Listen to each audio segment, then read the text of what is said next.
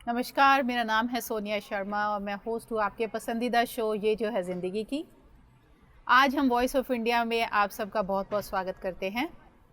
किसी भी कम्युनिटी, किसी भी कौम की जो आत्मा है वो उनका कल्चर, उनका हेरिटेज होता है और किसी भी कल्चर को आगे बढ़ाने में उधर के जगह के लोकगीतों का, फिल्म्स का, मूवीज़ का बहुत बड़ा हाथ होता है। तो आज हमारे साथ स्टूडियो में हैं रोशन प्रिंस जी, जो कि एक बहुत मजे हुए कलाकार हैं जिन्होंने अपना एक नाम बनाया है पंजाब की फिल्म इंडस्ट्री में भी और बहुत अच्छा नाम बनाया अपने म्यूज़िक वीडियोस के साथ। और हमारी बड़ी खुशकिस्मती है कि इन्होंने विनिपेग में अब अपनी रिहाइश की है और एक अच्छा सा स्टूडियो भी इस्टेब्लिश करने की कोशिश कर रहे हैं। तो आज आपका हमारे स्टूडियोज़ में बहुत बहुत स्वागत है। आपको यहाँ पर हमारे सामने पाकर हमें बड़ी खुशी हो रही है। आपसे बातचीत करते हैं शुरुआत से लेकर। तो आपका जन्म इंडिया में हुआ था कि आप कनाडा में? पहले तो आपका स्टूडियो बहुत अच्छा है जी। हाँ जी। हम बहुत अच्छी लोकेशन में जी, खुले में स्टूडियो, मेरा सबका स्टूडियो है ये, विनिपेग का स्टूडियो जी। तो सोनिया जी, थैंक यू सो मच, आपने बहुत अच्छे शब्दों में शुरुआत की शो की। और हाँ जी, जन्म मेरा इंडिया में हुआ। मेरे जो मैं पंजाबी च नानके कहते हैं वो पटियाला में है जी। और पटियाला में मेरा जन्म हुआ, लेकिन बहुत छोटा सा था जब हम लोग बंगा में शिफ्ट हो गए थे, नवांशहर डिस्ट्रिक्ट में जी। मेरे डैडी की सर्विस की वजह से जी। और वहीं पे मेरी परवरिश हुई है और सारा जितना भी म्यूज़िक मैंने सीखा है वहीं से शुरुआत हुई सारी। मेरे गुरुजी प्रोफेसर शमशाद अली जी, जिनके पास मैंने शुरुआती जो म्यूज़िक है उसका शुरू किया काम जी। और उसी कॉलेज में फिर मैंने एडमिशन ले ली। अच्छा। बाद में, ताकि म्यूज़िक सब्जेक्ट रख सकूं जी। और उसके बाद फिर दिल्ली यूनिवर्सिटी में जाके पोस्ट ग्रेजुएशन की। जी। तो आपका मतलब बहुत शुरू से आपको समझ थी कि आपने म्यूज़िक में आगे बढ़ना है? मुझे ये लगता है कि मुझसे ज़्यादा शौक़ मेरे डैडी को था। ये बहुत बड़ी अमेजिंग बात है क्योंकि सबके डैडी चाहते हैं या तो इंजीनियर बने या डॉक्टर बने, कोई टीचर बन जाए, अकाउंटेंट। हाँ। लेकिन म्यूज़िक वाले बहुत कम ऐसे लोग हैं जो स्पेशली लड़कों को कहते हैं कि आप म्यूज़िक में अपना करियर परस्यू कीजिए। बात ऐसे है कि जो मेरे ग्रैंडफादर हैं वो म्यूज़िक के साथ ही रिलेटेड हैं। काफ़ी काम उन्होंने म्यूज़िक में किया है, काफ़ी कुछ उन्होंने, बहुत सारे पंजाब के ऐसे आर्टिस्ट हैं जिन्होंने उनके साथ संगत की है, गाया है उनके साथ। जी। जी। और म्यूज़िक जो परिवार में था ऑलरेडी जी। लेकिन जो डैडी की जनरेशन थी उसमें कोई भी सिंगर नहीं बन पाया जी। सारे टीचर बन गए जी। मेरे नान के दाद के सारे टीचर हैं। हाँ जी। तो उन्होंने अपना जो शौक़ है मेरे ज़रिए पूरा किया कि इस बच्चे को पता नहीं कब मैंने कोई गाना एक आधी लाइन सुना दी होगी जो उनको लगा कि हाँ ये सिंगर बन सकता है। जी। जी। तो वहीं से शुरुआत होगी और मेरे ख्याल से कोई भी ऐसा हमारे एरिया में एक भी ऐसा कंपटीशन या कोई ऐसा शो नहीं होगा जहाँ पे मेरे फादर साहब मुझे नहीं लेके गए। अच्छा। और वो शुरुआत में जो बूस्ट मिला उसी की वजह से आज यहाँ पे। आई थिंक ये बहुत इम्पॉर्टेंट बात हो जाती है, बहुत बड़ी बात होती है जब हम लोगों को अपने पेरेंट्स का पूरा सपोर्ट मिलता है। जी। तब कहते हैं कि जो स्ट्रेंथ है ना वो डबल हो जाती है लड़ने की, दुनिया के साथ भिड़ने की। तो फिर यूनिवर्सिटी में आपने म्यूज़िक जब परस्यू किया उसके बाद में क्या किया आपने फिर? देखो, मेरा भी टारगेट तो यही था टीचर बनने का, लेकिन म्यूज़िक टीचर बनने का। हाँ जी। और एमफिल के मैंने पेपर्स अपने भर दिए थे। जी। हुआ क्या, डेस्टिनी मेरे को इधर ले आई as a professional artist singer. जब एक शो एक चैनल पे शुरू हुआ, आवाज़ पंजाब दी। हाँ जी। हाँ जी। और वो पहला टैलेंट हंट कंपटीशन था सिंगिंग में जी। पंजाब का, जो इतने बड़े लेवल पे मकबूल हुआ जी। और घर घर में लोगों ने उसको देखा। जी। उसका मैं पहला विनर था 2005 में। नाइस। तो मेरी जर्नी एकदम से चेंज हो गई, मतलब टीचर बनना था लेकिन मैं परफॉर्मिंग आर्टिस्ट बन गया। जी। और यही चलते चलते मुझे कभी नहीं ज़िंदगी में लगता था कि मैं कभी एक्टर भी बन पाऊँगा। जी। लेकिन डेस्टिनी मुझे वहाँ भी ले गई। तो वो धीरे धीरे सारा कुछ अपने आप रास्ते बनते गए। देखिए, मैं इस बात को बहुत है तो शाहरुख खान की लाइन, लेकिन बहुत शिद्दत से मानती हूँ कि जिस तरफ आप अपनी एनर्जी डालते हैं, हाँ जी, जो भगवान से सच्चे दिल से मांगते हैं, हाँ जी। वो भगवान पूरी कोशिश करते हैं आप नहीं, मैंने तो मांगा ही नहीं था जी। आपके पास बिना मांगे है, सी इवन बेटर है। मैंने तो प्रोफेशनल आर्टिस्ट बनने का भी नहीं मांगा था और एक्टर बनने का तो बिल्कुल भी, सिंगर बनने का भी नहीं मांगा था जी। तो एक्चुअली तो सिंगर बनने का भी मेरे फादर साहब ने मांगा था, जी, जैसे जी, मैंने आपको जी, पहले बताया। जी। ये मेरे को कुदरत पता नहीं क्या मेहरबान है मेरे ऊपर, जी सरस्वती माँ मेहरबान है कि वो सारा कुछ मिलता गया अपने आप। जी। चलिए, तो मैंने जैसे आपने बातचीत की कि आप बॉलीवुड पंजाबी मूवीज़ में भी आपने काम किया। पंजाबी मूवीज़ का स्तर पिछले कुछ सालों में बहुत ही तरक्की की है मेरे हिसाब से। मतलब इस वक्त आपको खुशी और बड़ा गर्व महसूस होता है कहते हुए कि पंजाबी मूवी देखेंगे, आप एक परिवार के साथ बैठ कर पंजाबी मूवीज़ देख सकते हैं और एक सिंपल येट बहुत इम्पॉर्टेंट लेसन होता है हर मूवी में। सो आपने मूवीज़ में काम किया वहाँ पे कि आपने वीडियोज़ में ज़्यादा काम किया? मैंने दोनों चीज़ें की हैं जी। मेरा लगभग 250 के आसपास तो मेरे म्यूज़िक वीडियोज़ हैं जी, गाने हैं, एल्बम हैं 5-6 और फिल्में मेरी हो गई हैं अभी तक तो 25 के आसपास। 25 के आसपास। हाँ जी। और जो मेरी जनरेशन है, मेरे एज ग्रुप के जितने आर्टिस्ट हैं, शायद मैं पहला आर्टिस्ट हूँ जिसने फिल्म की है जी। थैंक्स टू मनमोहन सिंह जी, जिन्होंने एक बड़ा कैनवस पंजाबी फिल्मों के लिए बनाया। जी जब हरभजन मान जी की फिल्में शुरू हुई, एक तरह से ऑडियंस टूटी हुई थी पंजाबी फिल्मों हाँ से। जी, हाँ जी। लेकिन हरभजन पाजी ने मतलब दोबारा उसको पंजाबी फिल्म इंडस्ट्री को इस तरीके से खड़ा कर दिया कि नए आर्टिस्ट जो हमारे जैसे उनके लिए प्लेटफॉर्म बन गया है। जी जी जी 2009 में मेरी पहली फिल्म रिलीज़ हुई थी जी। और जिस दिन फिल्म रिलीज़ हुई नेक्स्ट डे पंजाब में कर्फ्यू लग गया, कोई प्रॉब्लम ऐसी हो गई और जी। मेरी पहली फिल्म ही फ्लॉप हो गई, जी बुरी तरह से फ्लॉप हो गई। लेकिन उसने मुझे सिखा बहुत कुछ दिया राइट। और मैं हारा नहीं, डोला नहीं मैं, लेकिन मेहनत अपनी तरफ से बहुत रखी। जी और 2012 में उसके बाद दोबारा फिर से शुरू हुआ एक नया दौर।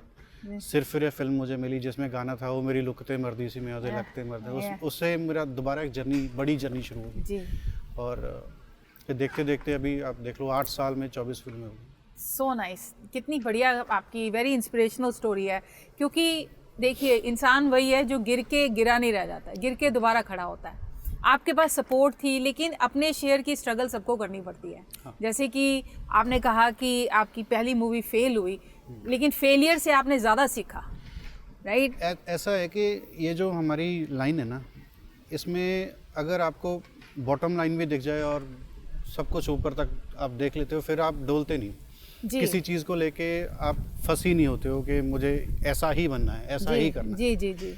क्योंकि ऑडियंस अलग अलग तरह के ऑडियंस है, किसी को कोई चीज़ पसंद आती है, किसी को नहीं आती। मैंने अपनी ज़िंदगी में बहुत सुपर फ्लॉप्स भी देखी हैं, सुपर हिट भी देखी हैं। जी जी जी तो अभी उस चीज़ से थोड़ा सा मैं बाहर निकल गया हूँ। मैं अभी मेहनत करता हूँ प्रोजेक्ट के ऊपर जी कि अगर उससे कोई 10 बंदे, 15 बंदे, 20 बंदे भी इंस्पायर होते हो तो वो हमारा कामयाब हो जाता है वो सी चीज़। सी। और हर बंदे को मैं यही हमेशा कहता हूँ, क्योंकि उसके बाद मैंने बहुत सारे कंपटीशन जज भी किए हैं एज अ सिंगर या एक्टर, जैसे वॉइस ऑफ पंजाब जो पीटीसी पे चलता है। जी हर बच्चे को हम लोग एक ही बात बोलते हैं कि आप ज़िंदगी में कभी हारो नहीं, जी आप अपना काम करते जाओ, जी। पता नहीं कब कौन आपके मेहरबान हो जाए। ये और ये संगीत और ये जो एक्टिंग लाइन है, ये तो समंदर है, आप जितना भरते जाओगे उतना ख़त्म तो होगा नहीं। That's so true. क्योंकि देखिए, इसमें बहुत बड़ा लेसन ये है कि इंसान को जो फेलियर और सक्सेस के साथ जो अटैचमेंट है ना, हाँ जी। उसको छोड़ देना चाहिए। हाँ जी। जैसे ही वो अटैचमेंट आप छोड़ देते हैं, सिर्फ अपना काम करते हैं पूरी मेहनत के साथ,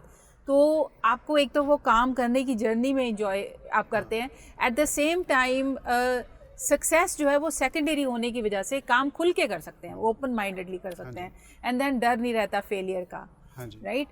तो these are very important lessons जो आपने बड़ी अर्ली एज में सीख लिए। तो अब मैं जो देख रही हूँ, आप फेम स्टूडियो शुरू कर रहे हैं, एक स्टूडियो शुरू कर रहे हैं, हमें उसके बारे में बताइए। क्योंकि ऑब्वियसली मुझे ये तो पता लग गया कि आप टीचिंग की बैकग्राउंड से आ रहे हैं, आपको मन में था कि मेरे को सिखाना है, और आपके मन में सेवा भाव है, हेल्प करने का जज्बा है लोगों को उभरने के लिए। तो फेम का जन्म क्यों हुआ, क्या थॉट थी उसके बारे में? फेम का अगर आप वैसे मीनिंग निकालो, वो तो पॉपुलैरिटी है। जी जी, हाँ जी, लेकिन पॉपुलैरिटी के साथ आपका दिमाग ख़राब ना हो, ये चीज़ सिखानी है हाँ जी, हाँ, बेसिकली, हाँ, है ना। क्योंकि इंसान कई बार पैसे के पीछे ज़्यादा दौड़ता है, वो अपना काम भूल जाता है कि मुझे मेरा कर्म क्या है। जी। कई बार वो अपना रास्ता भटक जाता है। एक एक दो दो गाने कईयों के हिट हो जाते हैं, फिर वो बहुत बड़ी बड़ी बातें कई बार करने लग जाते हैं जी, कि जी। मुझे एक बार कपड़ा पहनना तो दूसरा वो कपड़ा भी नहीं पहनना। जी जी। अभी अगर ये ऑडियंस देख रही होगी, पिछले 4-5 इंटरव्यू मैंने इसी टोपी में दे दिए तो है ना जी। ये भी मेरे ख्याल से ये कपड़े होंगे पुराने होंगे 2-3 साल, किसी वीडियो में ज़रूर देखे होंगे। हाँ जी। वो मेरी मजबूरी भी, मैंने बाल कटा रखे हैं आजकल। तो बात ये है कि कपड़ों से नहीं बनती आर्ट तो आपके रियाज से बनेगी, प्रैक्टिस से बनेगी। और मेरे स्टूडेंट्स जो होंगे, हमारा पहला लेसन ही ये है कि अपने आप को पहले पहचान लो, उसके बाद अपने आर्ट को निखार लो। जी। इनके लिए प्लेटफॉर्म ऐसा लेके आएंगे जो मैंने धक्के खाए हैं अपनी लाइफ में, इतनी सारी फिल्मों में या इतने सारे गानों में। बहुत सारी चीज़ें ऐसी होती हैं जो आपको नहीं करनी चाहिए, जो करनी चाहिए वो सारे एक्सपीरियंस इनके साथ शेयर हों। जी। प्लस एक इनके लिए प्लेटफॉर्म ज़रूर बनाऊं मैं। जी। ऐसे नहीं कि सीखा, कुछ गाया बजाया, उसके बाद छोड़ दिया कि आप अभी देखो अपना। जी। ऐसा कुछ नहीं है। हम इनके लिए इनके म्यूज़िक वीडियोस करेंगे, इनकी रिकॉर्डिंग्स करेंगे। अपनी कंपनी है ब्लैक स्टूडियोज़ कनाडा, उसमें रिलीज़ करेंगे। जी। अपनी फीचर फिल्म बनाएंगे, शॉर्ट मूवीज़ बनाएंगे, वेब सीरीज़ बनाएंगे। अभी खुशखबरी मैंने अभी दी है अपने एक्टिंग के स्टूडेंट्स को जी कि हमारी पहली जो प्रोडक्शन है feature film, Punjabi feature film की, वो उसका हमने शुरू कर दिया काम। डायरेक्टर साइन कर लिए हैं समीप कंग जी। कैरी ऑन जट्टा, ये लामा फेरे मेरी उन्होंने पिछले साल की थी फिल्म। तो हमारा वो काम शुरू हो गया, ऑन बोर्ड आ गया, सारी चीज़ें आ गई। अभी हमें अच्छे कलाकार चाहिए ताकि वो फिल्म अच्छे से बन पाए। अप्रैल में हमारी पहली जो है वो प्रोडक्शन विनीपेग में ही शूट होगी।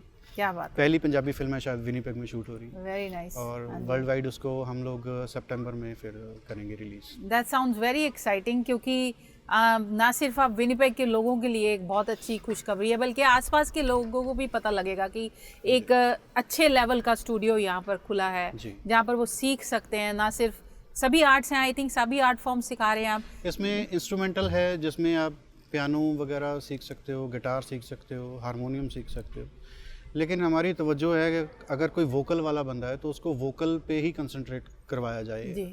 क्या होता है कि कई बार म्यूज़िक का रियाज करते, वोकल का रियाज करते करते हम हारमोनियम में इतने ज़्यादा घुस जाते हैं, गाने से पहले हम उधर सुर ढूंढ रहे होते हैं। तो आपको आदत नहीं होनी चाहिए किसी इंस्ट्रूमेंट की। इंस्ट्रूमेंट आपकी हेल्प के लिए है, लेकिन उसकी आदत ना हो।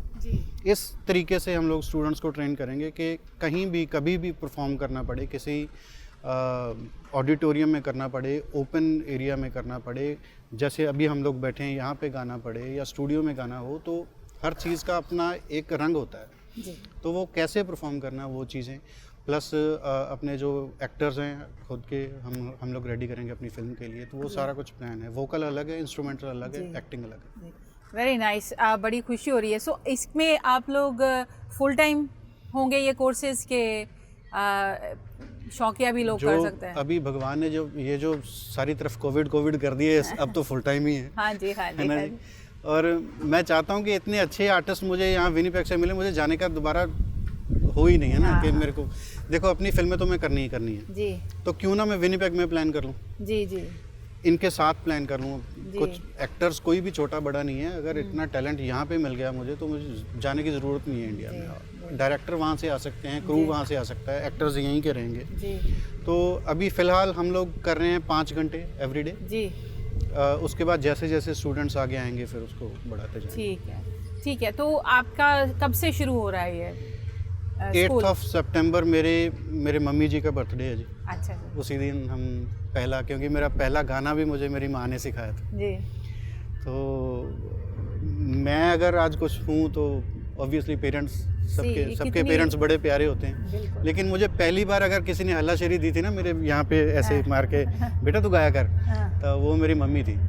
तो क्यों ना मैं अपने स्टूडेंट्स को भी 8 सितंबर को ही शुरू करवाऊँ। बहुत अच्छी बात है जी। 8 सितंबर, 5 सितंबर को आई थिंक चिल्ड्रंस डे होता है और 8 सितंबर से आप शुरू कर रहे हैं। बहुत अच्छी बात है, अपने माँ बाप को इतनी इज्जत देते हैं। ये सब चीज़ें आपसे सीखने लायक हैं कि बड़ों को कैसे इज्जत देनी है, अपने ज़िंदगी में गिर के कैसे उठना है, दूसरों को कैसे हेल्प करनी है, उनमें सही वैल्यू सिस्टम कैसे भरना है, ये सब बातें आपसे सुनने में इतना अच्छा लग रहा है। तो I am very excited to see कि आप स्टूडियोज़ में क्या क्या करेंगे। हाँ जी। हमारा समय तो बहुत लिमिटेड है, तो मैं जाने से पहले आपसे ज़रूर रिक्वेस्ट करूँगी कि आप हमें थोड़ा गाना सुनाइए अपने हाँ जी। फेवरेट गानों में से, या अपनी मम्मी का फेवरेट, या जो भी आपको अच्छा लगता है। जो सबसे पहले गाना मेरा रिकॉर्ड हुआ था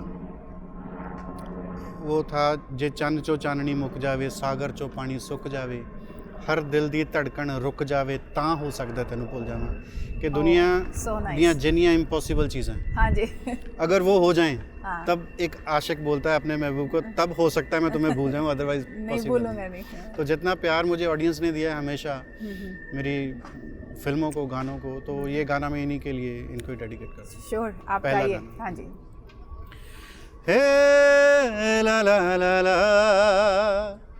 हे ला ला ला ला ला ला ला ला, जे चन्न चो चाननी मुक जावे, सागर चो पानी सुक जावे, हर दिल दी धड़कन रुक जावे, तां हो सकदा तैनू भुल जावां, जे चन्न चो चाननी मुक जावे।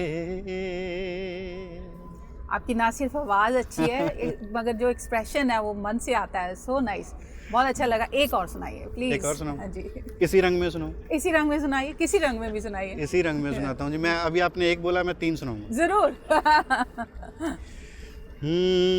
आशिकां दे नाल हुंदे कैसे इत्तेफाक है, आपे ही वेचदे ने ते आपे बन जांदे गाहक है, इक्को ही अखीर हर प्यार दी कहानी दा, दुखां दी दुकान सौदा खारे खारे पानी दा, So दुखां दी दुकान सौदा खारे खारे पानी दा, मेरी जान तेरे विच वसदी, तू जिंद कढ लैनी ए हसदी, रूह खिड़ जांदी ए तक के तेरा मुंह, मेरे चलदे ने जो सा इन्ना दी को वजह, बस तू बस तू बस तू बस तू, गुजारिशां गुजारिशां नैना दियां बारिशां,